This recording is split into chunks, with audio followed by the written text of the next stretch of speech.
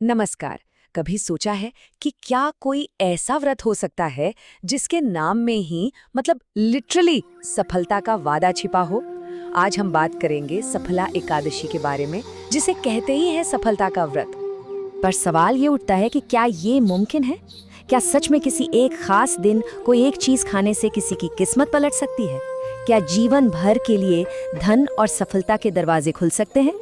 चलिए इस मान्यता के पीछे के राज को समझने की कोशिश करते हैं। जी हाँ, ये शक्तिशाली दिन है सफला एकादशी, और ये दिन पूरी तरह से भगवान विष्णु और धन की देवी माता लक्ष्मी को समर्पित है।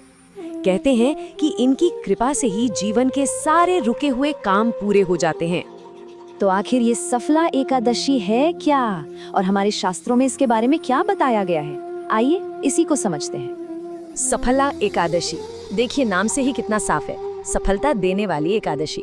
इस बार ये 15 दिसंबर 2025 को पड़ रही है, और मान्यता ये है कि अगर इस दिन पूरी श्रद्धा से व्रत और पूजा की जाए तो हर काम में सफलता मिलती है, सारी रुकावटें दूर होती हैं, और यहाँ तक कि अनजाने में हुए पाप भी धुल जाते हैं। लेकिन हाँ, इस दिन का पूरा फल पाने के लिए कुछ नियम कानून भी हैं जिनका पालन करना बहुत जरूरी है, क्योंकि कहते हैं ना, किसी भी सफलता की पहली सीढ़ी तो अनुशासन ही होती है। तो चलिए अब आते हैं व्रत के सबसे जरूरी हिस्से पर, यानी खाने पीने के नियम। इस दिन फल, कुट्टू का आटा और साबूदाना जैसे सात्विक आहार लिए जाते हैं, लेकिन जो सबसे बड़ा नियम है वो है चावल से परहेज।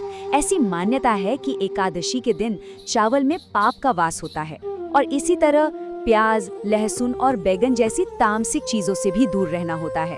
मतलब ऐसी चीजें जो शरीर में भारीपन और सुस्ती लाती हैं। अब देखिए, सिर्फ खाने पीने में ही नहीं, बल्कि अपने बर्ताव में भी संयम रखना होता है। जैसे कि इस दिन किसी से बहस या कड़वे बोल नहीं बोलने चाहिए। बाल और नाखून काटना भी मना है। साथ ही दिन में सोना और झूठ बोलना, इन सब से भी बचना चाहिए, ताकि मन और तन दोनों ही शुद्ध और सात्विक रहें। तो ठीक है, व्रत के नियम तो समझ आ गए, लेकिन अब बढ़ते हैं उस रहस्य की तरफ जिसकी बात हमने एकदम शुरू में की थी। आखिर वो क्या कौन सी चीज है जो इस दिन के आशीर्वाद को पूरी तरह से अनलॉक कर सकती है? हाँ, तो वो कौन सी एक गुप्त चीज है जिसे खाने भर से समृद्धि और सौभाग्य मिल सकता है? और वो गुप्त चीज है तुलसी युक्त चरणामृत। जी हाँ, ये सिर्फ एक प्रसाद नहीं है, ये तो सीधे भगवान विष्णु का आशीर्वाद है। शास्त्रों में कहते हैं कि तुलसी जी खुद धन की देवी माँ लक्ष्मी का ही स्वरूप हैं, और क्योंकि भगवान विष्णु तुलसी के बिना भोग स्वीकार ही नहीं करते, तो इस प्रसाद को ग्रहण करना मतलब सीधे सीधे देवी लक्ष्मी की कृपा पाना है, और इसे दरिद्रता को दूर कर धन को अपनी ओर खींचने का सबसे बड़ा उपाय माना गया है। जैसा कि धार्मिक प्रवचनों में साफ साफ कहा गया है, एकादशी पर तुलसी का सेवन करना दरिद्रता पर विजय पाने का शास्त्रीय उपाय है। मतलब ये इस दिन के सबसे जरूरी कामों में से एक है।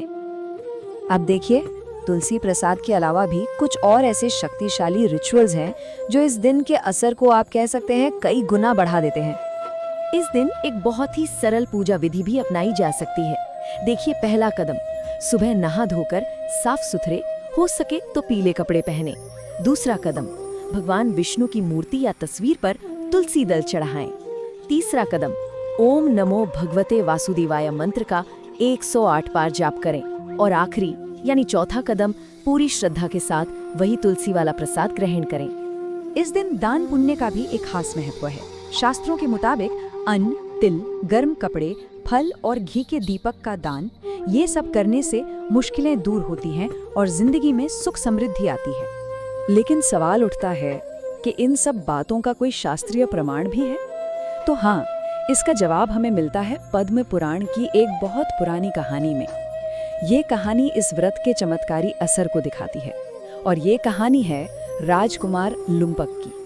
तो हुआ यूं कि राजकुमार लुम्पक, जो राजा महिष्मान का बेटा था, वो बहुत ही पाप कर्म करता था।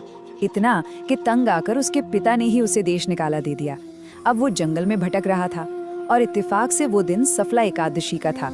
भूख और ठंड के मारे वो एक पेड़ के नीचे बेहोश हो गया। दिन भर कुछ खाया नहीं, रात भर जागता रहा। तो एक तरह से अनजाने में ही उससे सफला एकादशी का व्रत पूरा हो गया। और कहते हैं बस उसी एक अनजाने पुण्य के असर से उसका दिल ऐसा बदला कि उसे न सिर्फ अपना राजपाट वापस मिला बल्कि आखिर में उसे मोक्ष भी मिला।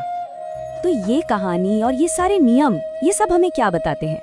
यही कि सफला एकादशी सिर्फ एक उपवास नहीं है, ये असल में आस्था, अनुशासन और पूरी श्रद्धा से किए गए कामों का एक बहुत ही शक्तिशाली कॉम्बिनेशन है। मतलब कुल मिलाकर सफला एकादशी को एक ऐसा पावरफुल दिन माना जाता है जो जिंदगी की रुकावटों को हटाता है, इच्छाओं को पूरा करता है और हर तरह की सफलता के लिए रास्ता बनाता है। और ये पूरी बात हमें एक बहुत गहरे सवाल पर लाकर छोड़ देती है कि हमारी आस्था, हमारे डिसिप्लिन्ड एक्शन और हमारी जिंदगी में जो नतीजे हमें मिलते हैं, इनके बीच आखिर रिश्ता क्या है? इस पर सोचिएगा जरूर। एक ऐसा व्रत जो हर काम में सफलता दिला सकता है। जी हाँ, ये है सफला एकादशी। ये दिन भगवान विष्णु को समर्पित है और सही तरीके से करने पर इसके फायदे अनगिनत हैं।